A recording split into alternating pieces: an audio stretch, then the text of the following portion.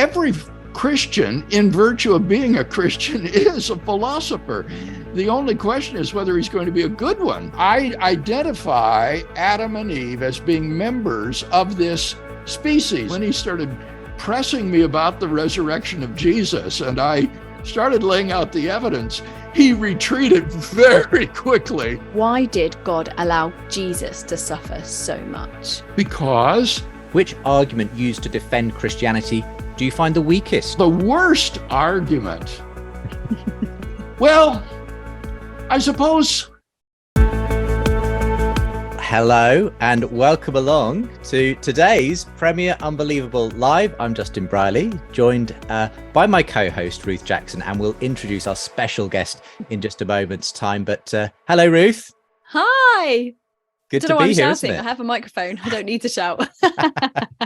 Well, look, we'll do what we always do and say lots of people joining us here for today's live webinar. Why not tell us in the chat where you're joining from? We'd love to know where you're watching or listening from all over the world. And we'll read out a few of those in a moment's time. But our special guest on today's show is, of course, William Lane Craig, Christian philosopher, author and founder of Reasonable Faith, a ministry that engages skeptics and equips Christians to understand and defend their faith. He's been described as the one Christian apologist who seems to have put the fear of God into many of my fellow atheists. That was atheist Sam Harris. And Bill is arguably the world's leading academic defender of Christian belief. Yeah, Bill has debated dozens of atheists and non-Christians over the years, and he's published over 50 books, 200 peer-reviewed articles. And this is an incredible fact. His Kalam cosmological argument is the most studied argument for God in contemporary Western philosophy.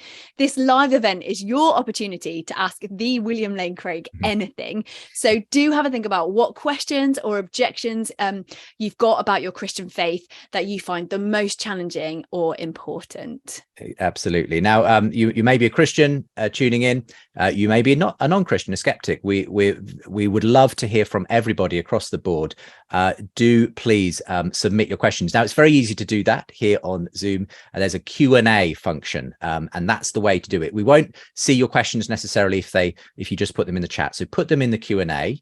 When we will then filter some of those questions, select the ones that we're going to try and ask Bill. So if you see that your question says it's been answered but hasn't yet been answered, it's just because we're filtering it so that we've got it ready to ask Bill. So do feel free, as we open up the conversation with Bill, to start putting your questions into the Q&A functionality. But welcome along, Bill. How are you doing? Thank you. Very well, I'm pleased to say. It's good to be with you. It's been a little while since we had you on the show. Normally, obviously, it's in our pre-recorded format. Probably, I think it was back in lockdown, the early days of lockdown, that we had you on for a live show. So it's been a little while that we've been able to do something like this with a live audience. Tell us what you've been up to recently. You've always got a new project, some research on the go. What's currently going on? What is going on now is that for the last 2 years, I have been working on my magnum opus, which is a systematic philosophical theology of the Christian religion. I've been in this now for 2 years, and every day I am writing and reading and working on this systematic theology. It has become something of a magnificent obsession for me, and occupies almost all my time. Fantastic. What are some of the highlights? I mean, looking back on your career, Bill, you've obviously turned your attention to many different areas of study, but you've also been engaged in some fascinating encounters over the years. Yeah. Are there any sort of particular highlights that come to mind as you think about some of the stages you've shared with well-known personalities, both with and without faith? Well, in terms of my academic work, as a philosopher, I have specialized on what's called the coherence of theism, which is a philosophical study of the attributes of God. And I think my study of divine eternity, that is to say, God's relationship to time, and then divine aseity, that is to say, God's self-existence, have been especially rewarding, just profoundly rich studies that have increased my understanding so much of who God is and what he's like and how he relates to our world. So on the academic side, I think those two areas stand out. In terms of the speaking ministry, I have loved some of the tours that I have done of the UK, debating at places like the Cambridge Union and the Oxford Debating Society, as well as in London and various universities around the nation. It's just been wonderful to have that sort of experience in Great Britain. Well, we've so loved having you. Bill, one of the questions we'd love to ask is around, what do you think the current state of apologetics is in the church, I guess with a capital C, because you do lots of stuff with lots of different churches. I mean, are you pleased with the way that the churches are engaging with the intellectual side of faith, would you say? Well, I think there is a significant minority movement within the church today that is very interested in intellectually engaging with our culture. And that is tremendously encouraging. On the other hand, I do think it still tends to be the minority. I think that for the average Christian, he's just too preoccupied with his rebellious teenagers or a failing marriage or financial pressures or job and other worries to be much concerned about these intellectual questions. And so it's still difficult to motivate people to really become intellectually engaged with their faith. I do get the sense, though, that for me, just in the time that I've been running the Unbelievable Show, and the Unbelievable Show started really in the heyday of the new atheism, it felt like the church was perhaps caught on the back foot by that very dogmatic anti-theism that movement represented. And I do feel like ministries like yours and others have really grown up in response to that. So I think we're in, there's a lot more general awareness, at least, of apologetics and an intellectual defense of faith than there was, let's say, 15 to 20 years ago, Bill. I don't know if that's your experience. Well, and that's certainly true, Justin. In the academy, I was speaking in the pew, in the church pew, but in the academy, oh my goodness, the renaissance of Christian philosophy and New Testament studies and physics and so forth has just been tremendously encouraging. And my hope and prayer is that this will filter down to the man in the pew in the coming generations, and that he also will become more intellectually engaged with his faith. And as you mentioned, the conferences in apologetics that are often hosted today, Premier has done several of these. The attendance has been tremendous compared to 20 years ago. So that is very encouraging.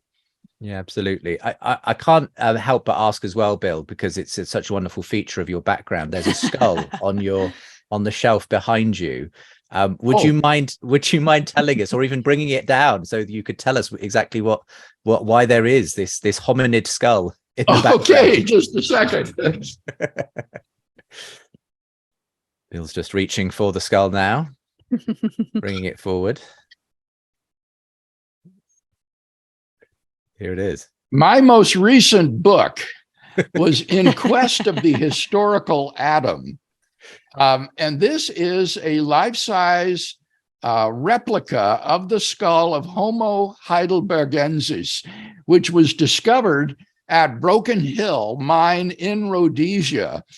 And I identify Adam and Eve as being members of this species of Homo heidelbergensis, which lived around 750,000 years ago. And so my wife, Jan, bought me this replica skull for my birthday last year, and it is one of my favorite possessions. Oh, well, wow. That's fantastic. That's fantastic. What a great artifact to have on the shelf behind you. Well, we may get some questions about Adam and Eve, which of course has been a major part of your research in recent years, Bill. And if anyone wants to go back in the archives, you had a wonderful conversation with Joshua Swamidas around the time that your book released on that subject. So that's worth going and looking for. Now, we should also mention that there's something very exciting that's just recently been launched by Reasonable Faith. It's called Equip. We're going to share a quick video of what it is, and then we'll ask you about it, Bill. So let's watch this trailer for Equip.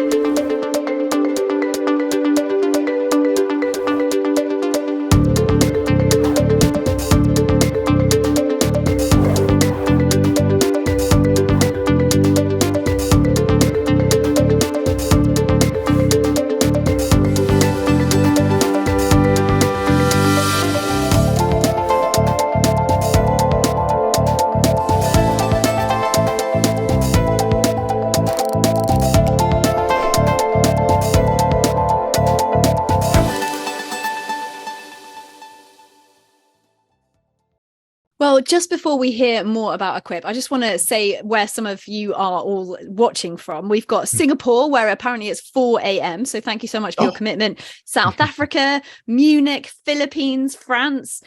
We've got lots of people in the US, England, Scotland, France, Canada, Sydney, Finland. I feel like we've got sort of almost every country represented. But Bill, do tell us more about Equip, because it sounds very exciting.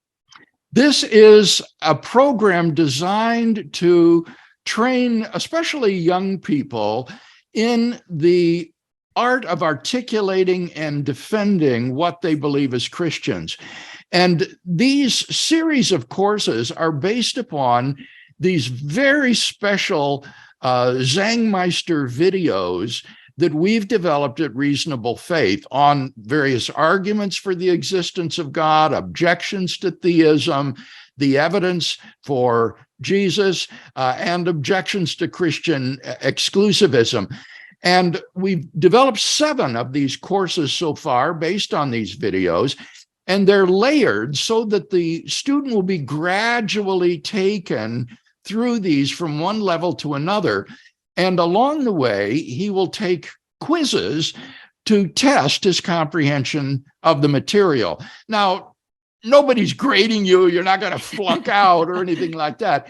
But they are a measure to make sure that the student is grasping the material. And so this is a way of trying to make this vast body of work that I've accumulated available to folks in a simple, digestible way that is very usable. That's fantastic. I just love the way in which, you know, we can use the internet in these ways, and it sounds like a really excellent way of unpacking and going deeper with some of the stuff that you've already obviously popularized so widely, Bill. We will make sure that you get the link to Equip.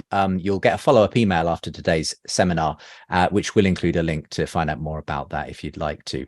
We are obviously going to be taking your questions tonight, so do keep those questions coming in, and we're going to get to them in just a moment's time, because that's what we're doing tonight. Ask William Lane Craig anything. Just before we do that, though, we do want to make you aware of some stuff from our end at Premier Unbelievable, especially the fact that this ministry, of course, does depend on your generous support. We are a listener and viewer supported ministry.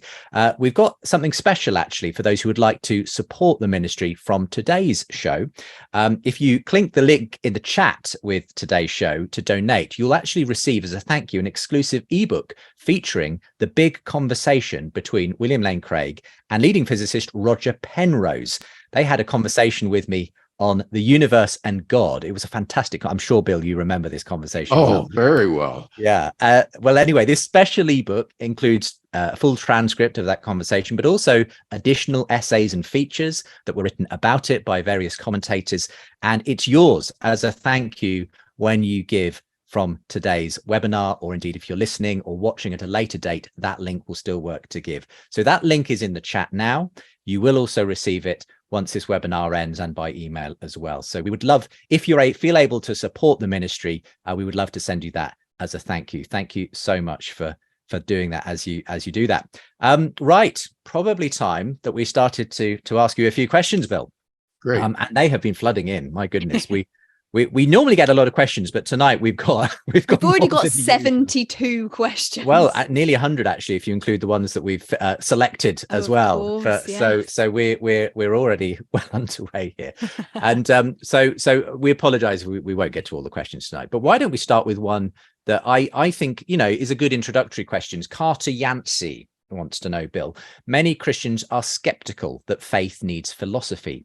How would you explain to a Christian who's skeptical of philosophy why you think it is important? Why don't we start there?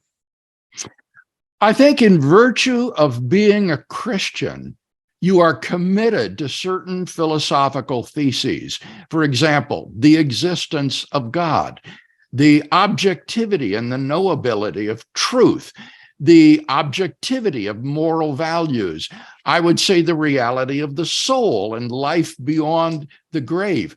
All of these are enormous and important philosophical commitments, and they're part and parcel of the Christian faith. So every Christian, in virtue of being a Christian, is a philosopher. The only question is whether he's going to be a good one or not. And so I think that all of us, as part of Christian discipleship, of being learners of Jesus, which is what disciple means, need to love the Lord our God with all our mind and to exercise our minds in the understanding of Christian doctrine. Right. Well, I mean, I feel like lots of people will resonate with this question here from Donald, who says, I have an adult son who is a deconstructed Christian. He was formerly a strong Christian leader, deeply engaged in ministry and evangelism. After college, he began to ask questions that his religious, spiritual peer group could not answer. And over a period of time, he reached a decision point that he claims to be materialist, not believing in God, spiritual beings, or a human soul. And he goes on to say, please recommend an approach to begin a conversation on the reality of God and the resurrected Jesus. And as I say, Bill, I feel like lots of people will have a similar experience where you're just not even knowing where to start that conversation with a former Christian, deconstructed Christian. Yes. Well, what a shame that he was looking to his peer group for guidance rather than to truth. And I would recommend my book On Guard for a beginner, which lays out the importance of the question of God and then gives a number of arguments as to why we should believe in a transcendent, personal creator and designer of the universe who is the locus of absolute moral value. And then it also gets into the subject of whether or not this transcendent creator and designer has revealed himself decisively in the person of Jesus. So that would be a great place to begin. If one wants to go deeper, my book, Reasonable Faith, is then a more intermediate level to which one might graduate after doing On Guard. That's really helpful, Bill. Thank you. Here's an interesting question from John, who says, Dr. Craig, which argument used to defend Christianity do you find the weakest or even harmful? And have you ever had to change your mind on an issue or an argument? It's not a question that often comes up. Normally it's what's the best one, you know, but do you have you heard bad ones that you would say, no, that's really not a good way of defending faith? Well, I've certainly changed my mind on certain issues. For example, I once thought that the cosmological argument from contingency was not sound because it depended upon a very strong principle of sufficient reason that seemed to me to be self-defeating. And it wasn't until I read Stephen Davis's defense of the contingency argument that I became persuaded that this, in fact, is a sound argument for God and have since defended it.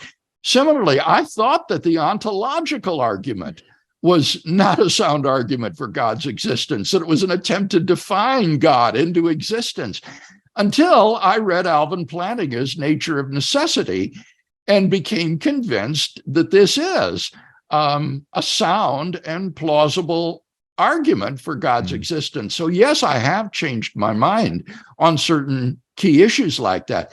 Now, the worst argument, well, I suppose, I mean, besides thinking of just utterly invalid or fallacious argument, I would say the argument from fulfilled prophecy is one that is hard to make because you have to show that the prophecy was intended to speak of these events in the future.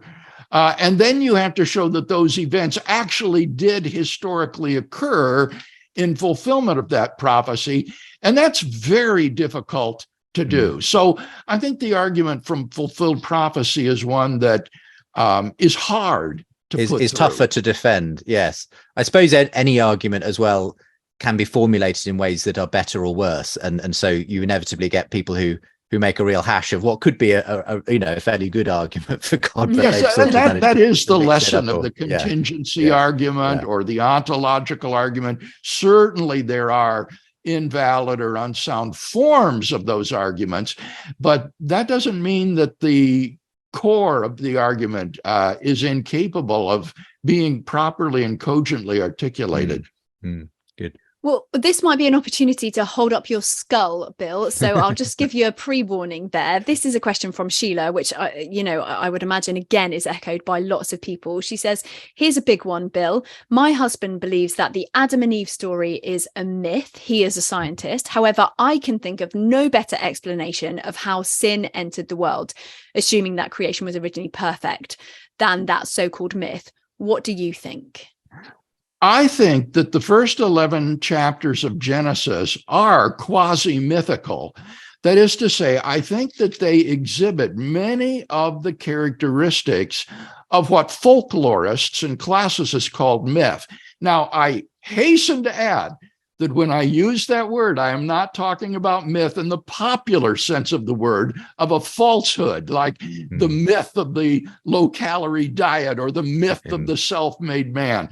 Rather, for classicists and folklorists, myths are narratives that feature deities that attempt to ground the values and institutions in the author's current society in events in the deep primordial past.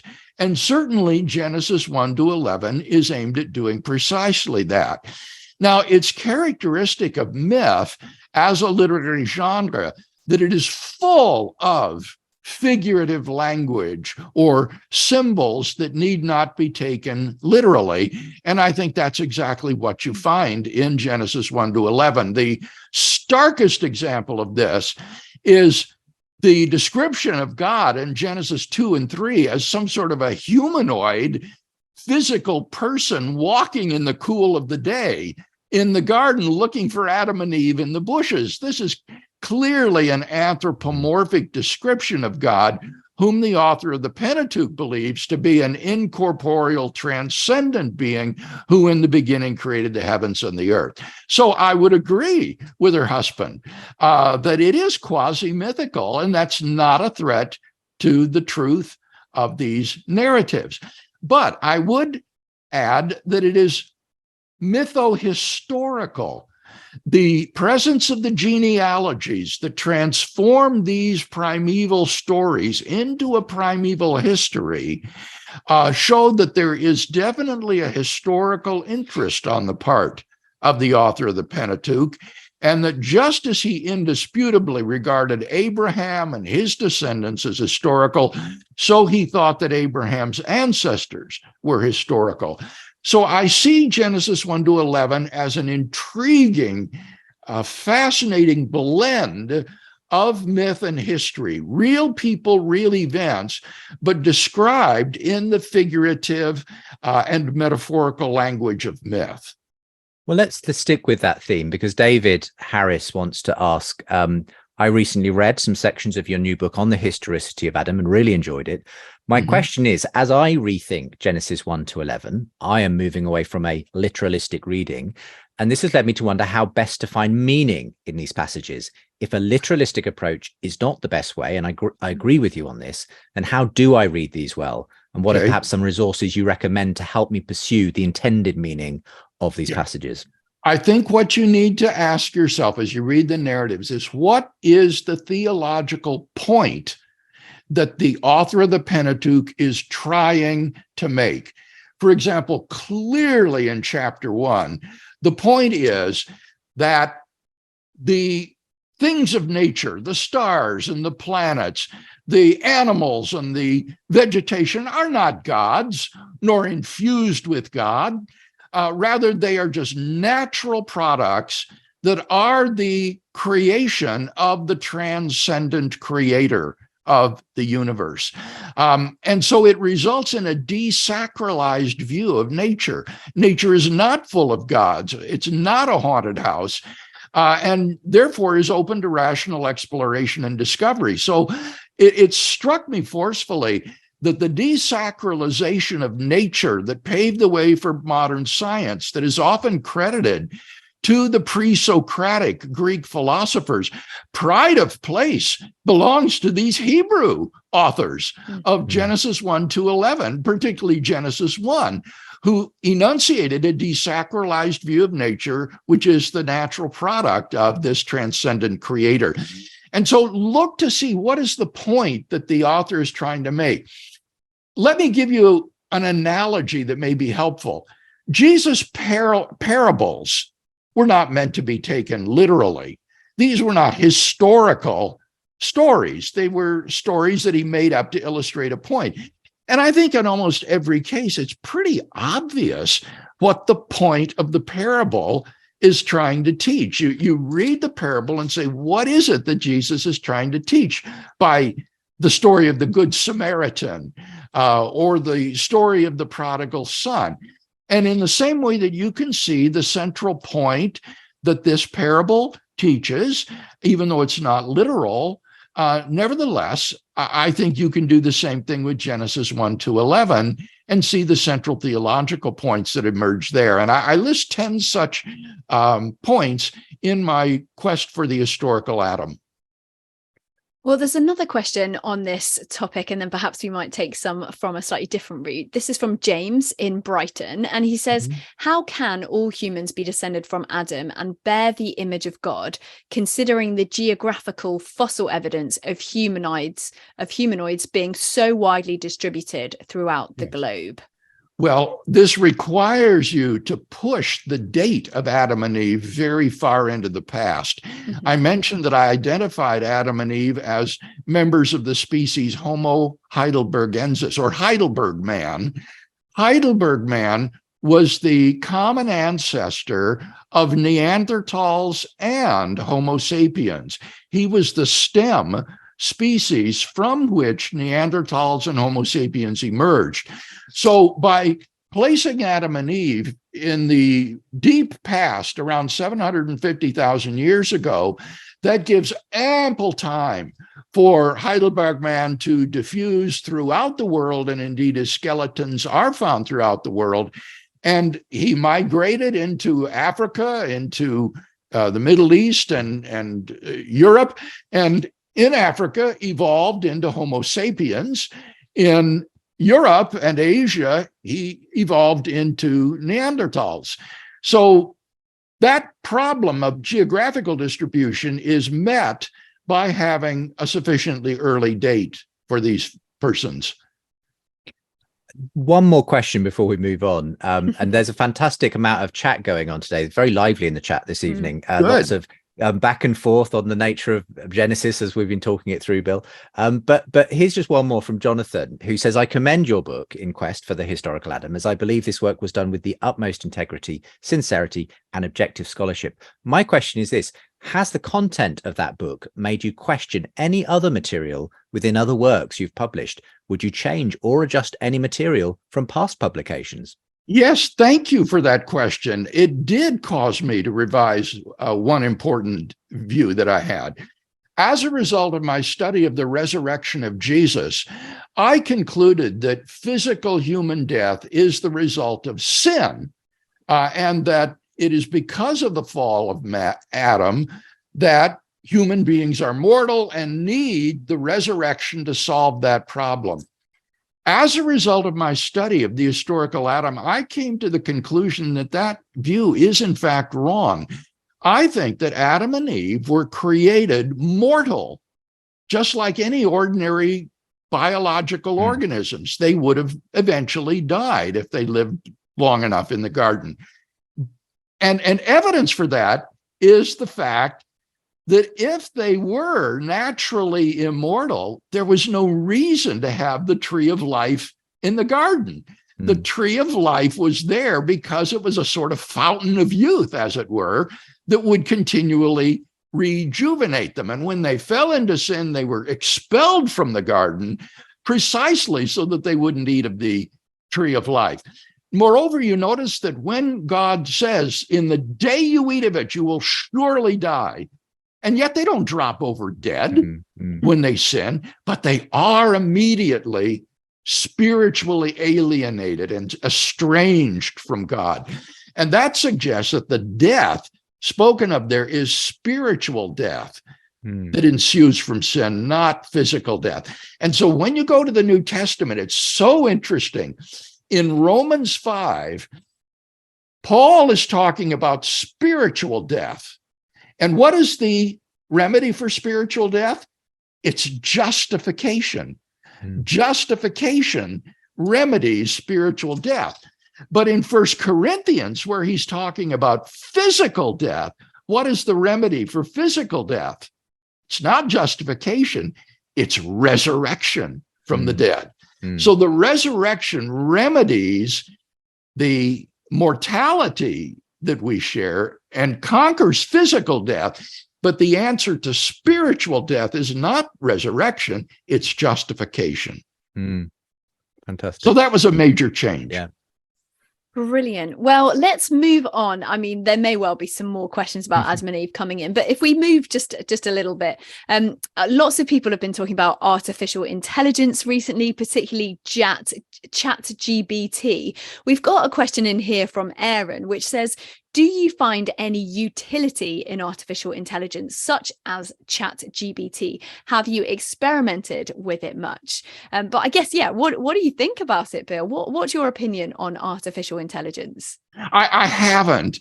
I prefer to do my own research rather than to ask some artificial intelligence. I think it can be useful when you want to know certain geographical facts or what's on the telly or who's playing, Manchester on the weekend or something.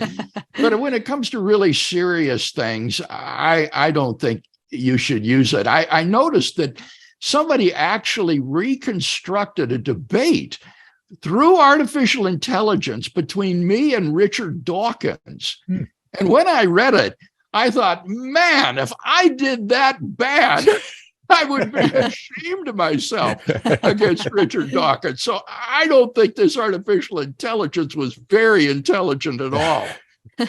Well, sticking with one of the questions that I think this new technology and the fact that it does seem to have come up on in leaps and bounds in recent years has raised, Bill, is whether we are approaching some sense in which technology itself, computers and so on, could in some sense become intelligent in the human sense, in having meaning and purpose and agency and being able to associate ideas in a meaningful way.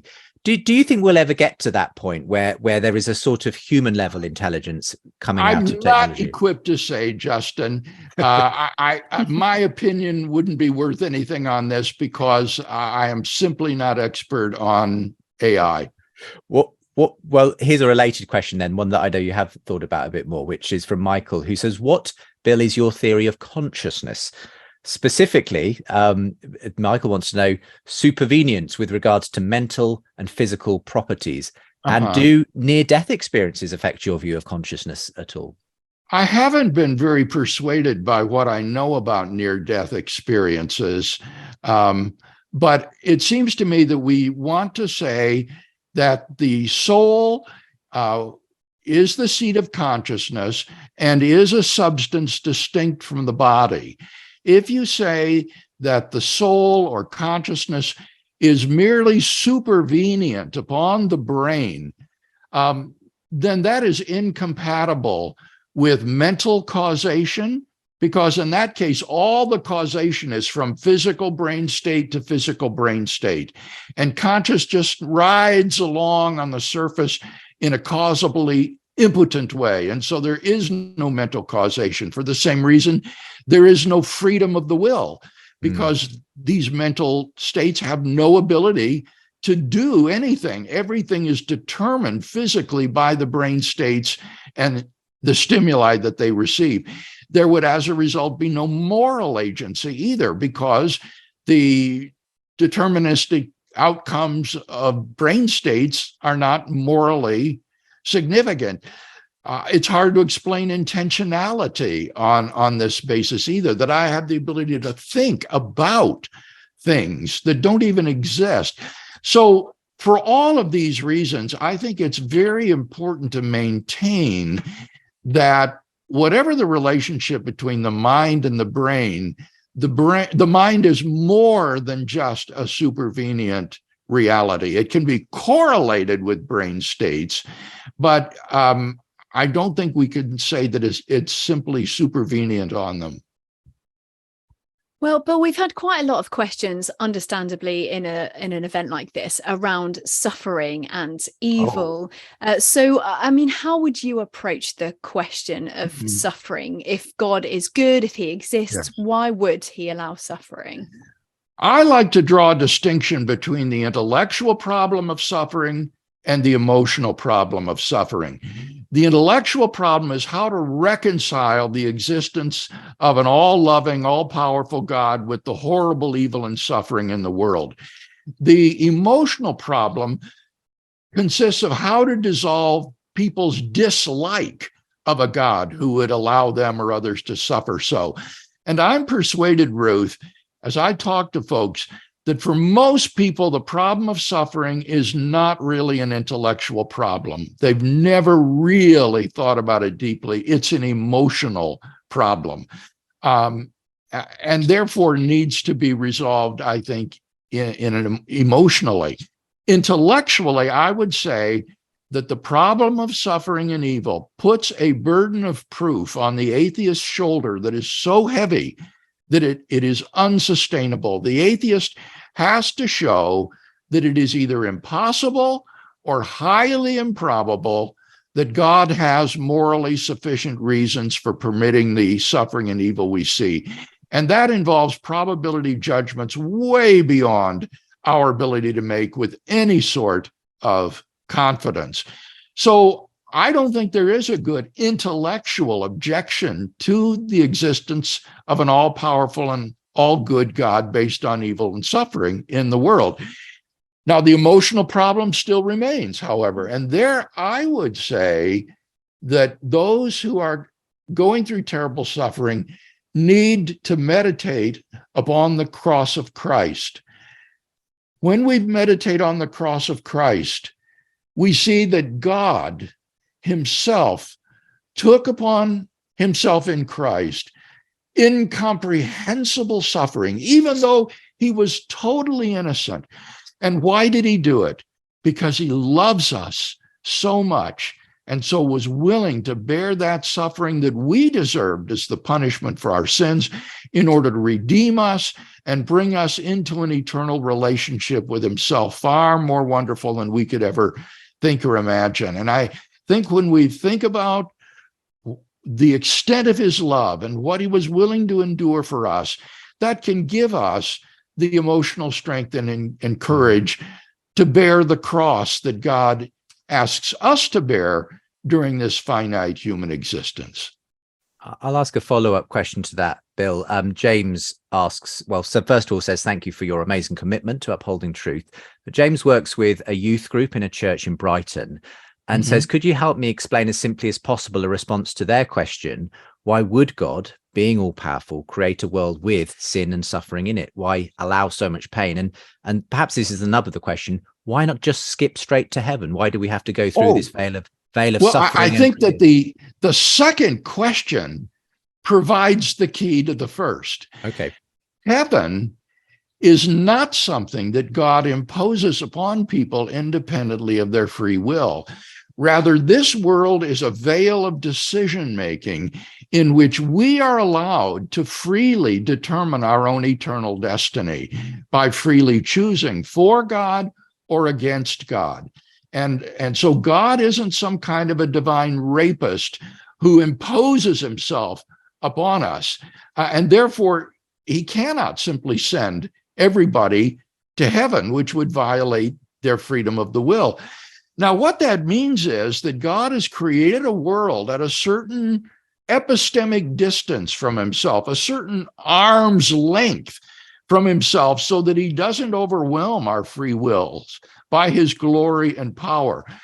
And I think, Justin, honestly, it is not at all improbable that only in a world suffused with natural and moral evil would the optimal number of people freely come to know God and embrace his salvation.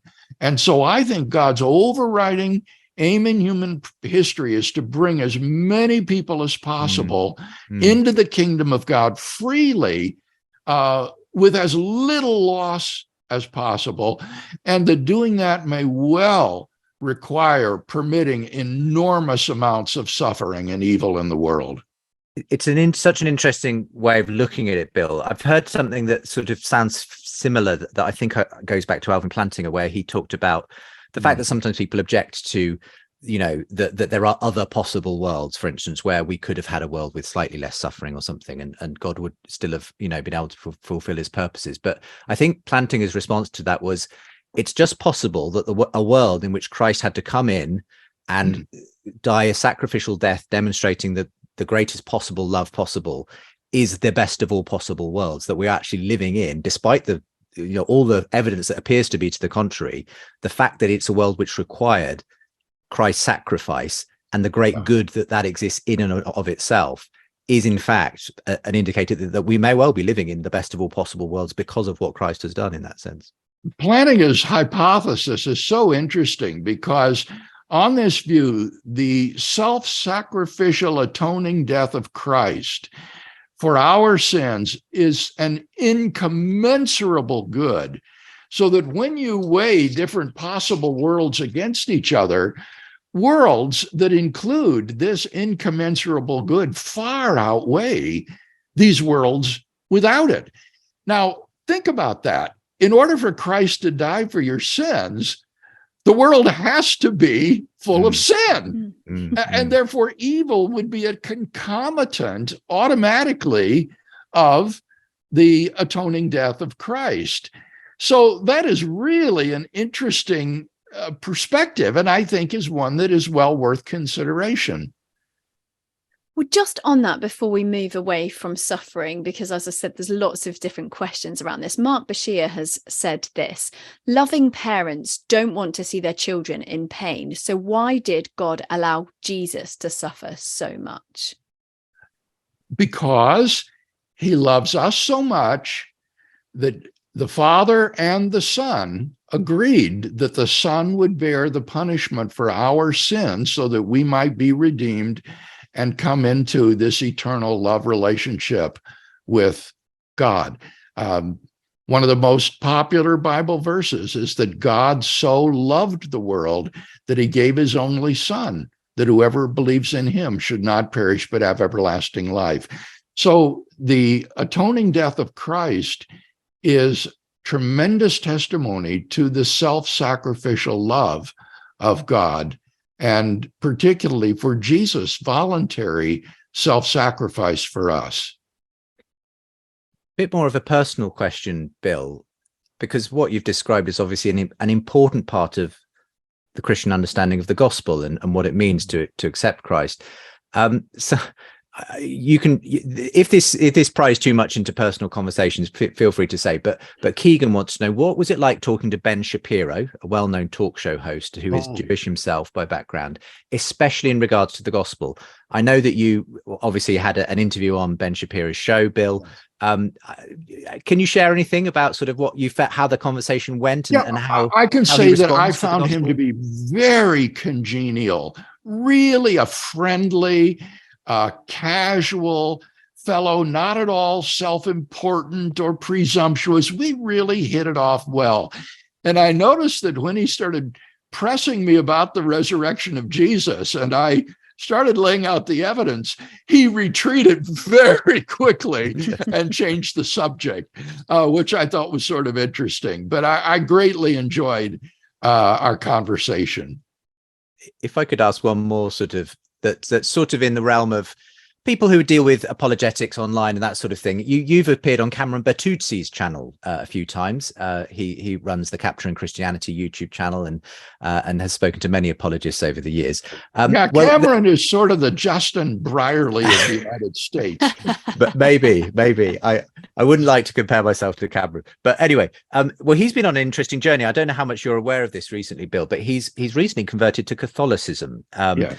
And there does appear to be, says Marco, a renewed interest around Protestantism and Catholicism, and which one is a more faithful representation of Christianity. Well, Marco isn't asking you to comment on Cameron specifically, but ask simply for you, Bill, what are your main reasons for being a Protestant rather than a Catholic? Mm-hmm. I suppose the primary reason is that I take as my authority for Christian doctrine Scripture alone. sola scriptura, which was the watchword of the Reformation. Any authority that is invested in the church or ecclesiastical tradition or even creedal statements seems to me to be derivative from the scriptures. And so there are lots of accreted doctrines that I don't think are scriptural and that I couldn't believe in it, even if I wanted to, like the ascension of Mary into heaven or Mary's Immaculate Conception. That the Immaculate Conception was not that Jesus was born without sin, but that was Mary was born without sin. Well, there's no scriptural grounds for that. So while I love and respect Catholic brethren, I couldn't be one of them because I just don't believe those things. Ruth, do you want to take the next one? Yeah, there's a really interesting question here from Justin Bennett, who says, as a former Christian, now an agnostic/atheist, I've watched many of your debates and hold you in high regard as an excellent apologist and orator. But one of the many things I could not reconcile as I was deconstructing was, of all the creator gods there are, how could I continue to believe in Yahweh as the one true God? How do you reconcile this outside of your own personal belief? Well, I would say that the arguments for the existence of God that I've defended, such as the contingency argument, the Kalam cosmological argument, the fine-tuning argument, the moral argument, narrow down the field of the world's religions to basically the great monotheistic faiths, Judaism, Christianity, and Islam, and perhaps deism.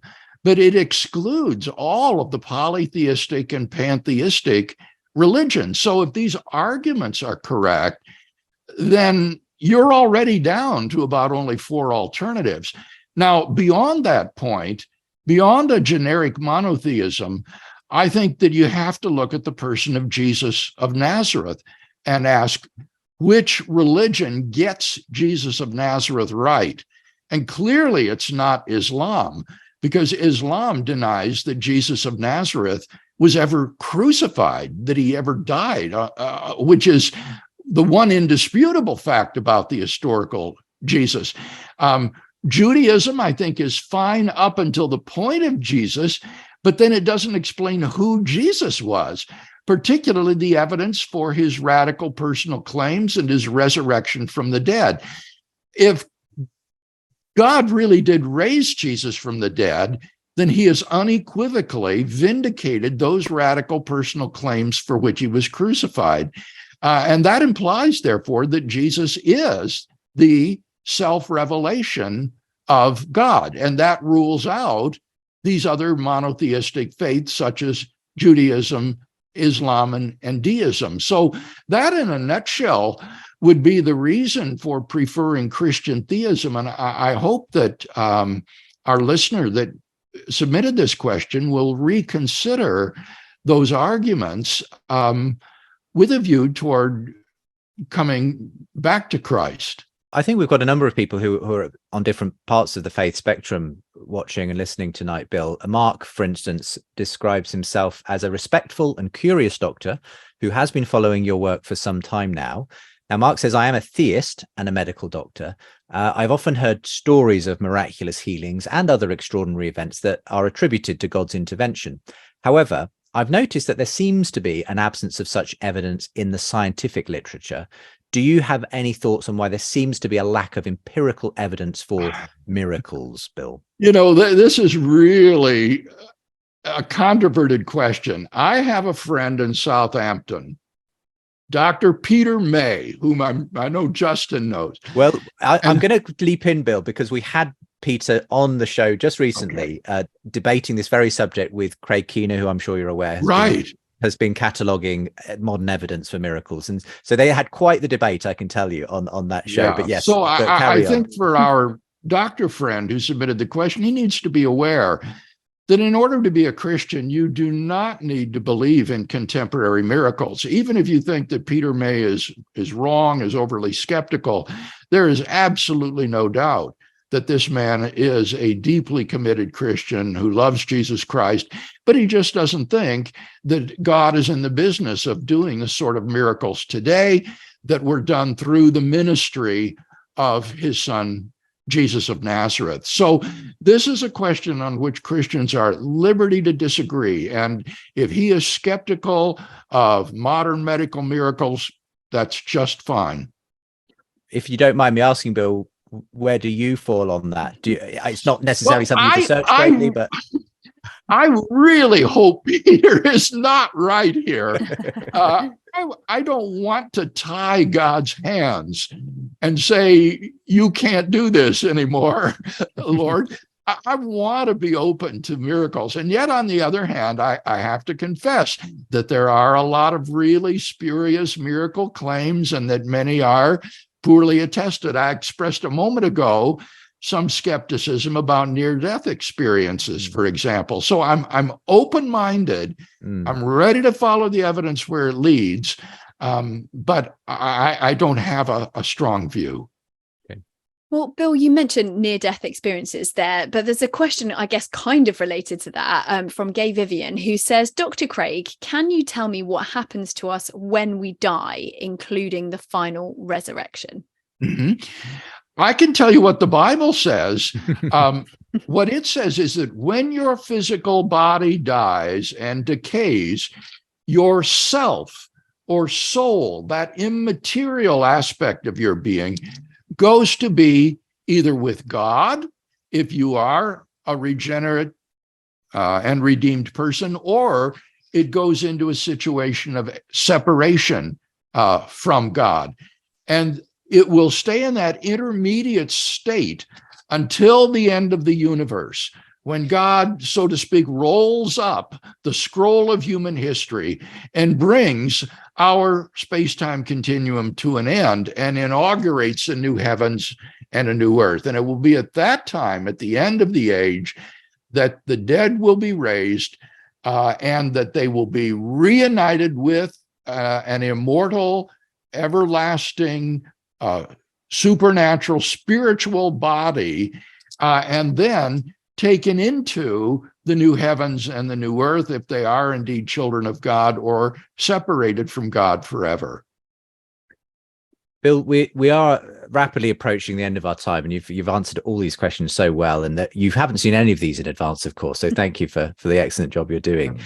This is just maybe finishing with a couple of slightly lighter ones, because we've done some deep thinking today.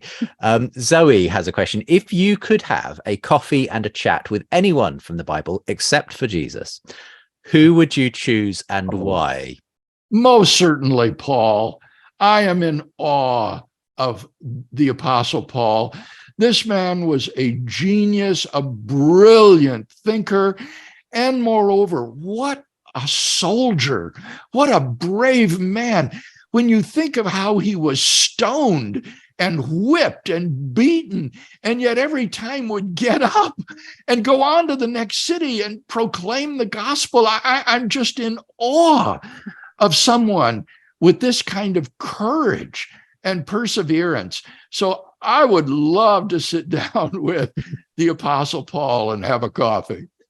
Yes, it would be his first time having coffee, I imagine, as he lived 2,000 years ago. But maybe he'll get to experience it in the new creation. Well, it's been fascinating. Maybe we've time for one more, and I wonder if I can just put this last one to you, because you in a sense have devoted your life to making the case for faith for a new generation of Christians today, and indeed skeptics who are interested and inquirers.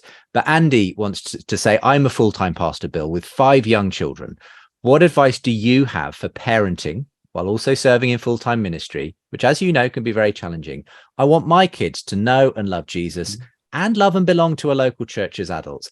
Any advice from yourself as a father yourself, Bill? Yes, what I want to say to our fathers out there is that you fathers need to take ownership of instructing your children in Christian doctrine and apologetics, very simply at first from a young age, but then with increasing depth as they grow older. Do not leave this to mom or to the Sunday school to do. The image of a male figure, a loving but authoritative father, committed to the truth of Christian doctrine and training his children, has a tremendous and I think life-lasting impact upon those kids. So start early, and you fathers take responsibility for doing this. One tool that we've tried to develop for doing this is our cartoon booklets called What is God Like? Featuring Brown Bear and Red Goose, who teach their little children the attributes of God, what God is like. And it is a great way to start a conversation with your kids about things like God's being all-knowing or being eternal or all-powerful or what happens when you die. So those are our attempt to provide some tools for young children to begin their training very early. Fantastic. Well, that probably does draw our time to a close. Thank you so much, Bill, for taking on all of those questions. I hope that if your question didn't get answered, well, don't worry, because you can always submit questions to Bill's own website. There's lots of opportunities to engage with Bill. And of course, you should go and read some of the many books that he's written as well. We are going to make sure there's links both to the Equip course that we mentioned earlier and to Bill's website coming to you in an email. So you'll be able to access that as soon as you receive that. Just to say, as we start to finish off as well tonight, as well as receiving that information, we will also be sending you the link if you would like to make a donation to our own ministry, Premier Unbelievable. Just another quick mention that if you're able to do that from today's show, the link is in the chat right now, and you will receive as a thank you that special ebook, The Big Conversation, that Bill shared with Roger Penrose, who is a Nobel Prize-winning physicist, of course, on the universe. Where did it come from and why are we part of it? That includes their whole conversation, plus additional essays and articles that reflect on that. Bill, that was a fantastic conversation, wasn't it? I just have such good memories of what when an you came honor to talk with Sir Roger Penrose. It was fabulous and a great discussion. He said to me afterwards, some of the things that you raised, I never thought of before. Now, that is quite a compliment. So it was great. We're looking forward to a new season of The Big Conversation starting very soon here on the show. So look out for that. And if you are able to give, and we will send as a thank you that ebook as well. But for the moment, Bill, thank you so much for being our guest on the show today. It was my pleasure. For more conversations between Christians and skeptics, subscribe to the Unbelievable podcast. And for more updates and bonus content, sign up to the Unbelievable newsletter.